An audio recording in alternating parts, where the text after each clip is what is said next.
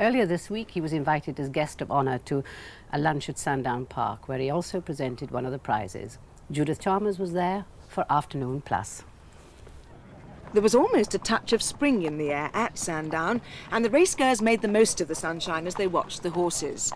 But there was a counter-attraction to the thunder of hooves, and that was the wisecracking of Bob Hope, there with his wife Dolores. So nice to be here, and just to sit across from Sterling Moss. Sterling was at Palm Springs. He looked at my house the other day that we're trying to build in Palm Springs and have been trying to build for the last 5 years. But we had a fire there. And we started building, and then we started rebuilding it again, didn't we? And it's very hard to build a house there, and it's very hard to put out a fire because the fire department's unlisted in Palm Springs.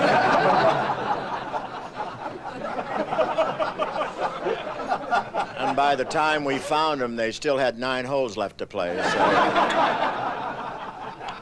then they couldn't get up the hill. The guard wouldn't let them in. But I'm happy. I never dreamed that I'd wind up in England working for Avis, but here I am. And I'm happy to be out here today. This is very different, and I want you to know that I deserve a little credit, because when I stepped off the plane last Wednesday at Heathrow, the sun came out, and I was cheered like I brought it from California.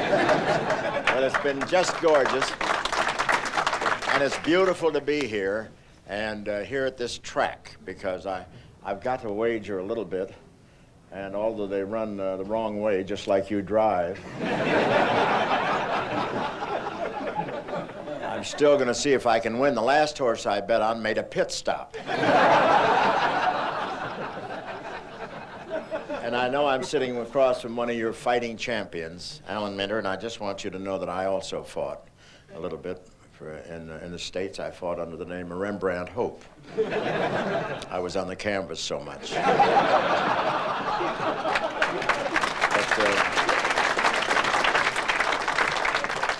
Anyway, I'm going to enjoy it. I'm going to enjoy this trip, and it's all the relatives are coming up from Hitchin on Thursday. I have 30 or 40 of them. They're coming up, and I know they'll be happy to see them.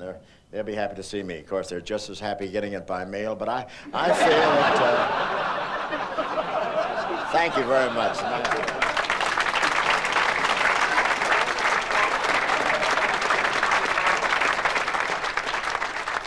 And then, while Bob changed from a red jacket presented to him for wearing when golfing back into the one he arrived in, I joined him for lunch and to ask him how he felt having just been voted the most admired man by the readers of a leading teenage magazine. That's unbelievable, isn't it? You know, I think that they take a cue from their folks, their parents, I think. I don't know. I think they make up their own minds quite a lot. I guess so. I hope so, anyway. But that was, to me, that was very shocking. One time, about 4 or 5 years ago, there was a teenager convention in Atlanta, and they voted Kissinger and myself, the most adored males. And I didn't believe this, though. I just didn't believe this until I saw it in that magazine. How much do you know about horse racing? Because I know your main love is golf. I don't know too much. Bing, had his own stable when I started, and he used to give me some pretty bad horses. You do an awful lot of work for charity, don't you, Bob? Well, I guess, we're asked to do it, and once you do it and they find out that you do benefits, you get a little mail. How do you keep so fit? Because you look blooming. Well, I play golf and walk and watch my gut. I really work at feeling good and trying to keep my health and everything. You've hardly eaten any lunch today, I noticed. Well, that's another thing. I don't stuff myself because I have to stay awake, everything. I'd want to fall asleep if I had another lunch because I had a pretty big breakfast. Do you ever have a bodyguard going around with you? Because I noticed there's a bit of glass gone behind you up there. I don't think the last celebrity here was very popular, perhaps. Was somebody shooting at me while I was on? What is that? Huh? It was... That's a stray shot. Or do they have strong birds here? Well, it looks like... I didn't notice that. thought that was a hole in my head when I was still in here. Isn't that something? Do you very much like this British scene? Because the racing scene is typically British. I mean, does your British blood in you boil? And I guess so. I know that Bing and I, when we made the picture at Shepperton and lived at Ascot, we went over to Ascot for one of the big meets and had a wonderful time, you know, and Bing loved horses and had quite a few horses, you know, and he was still interested in horses when he passed away.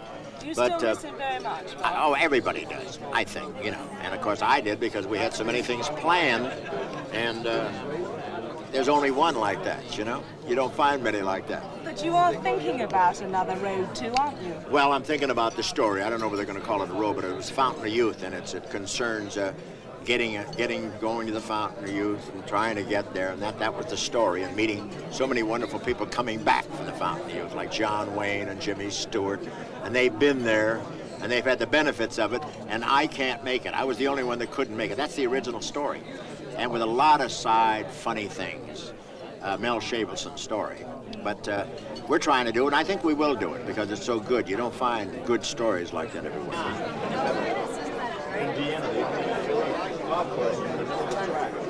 Bob, did you have a bet on that race? No, unfortunately I didn't. I don't know when I picked it. I didn't have time. I've been so busy here with all this action.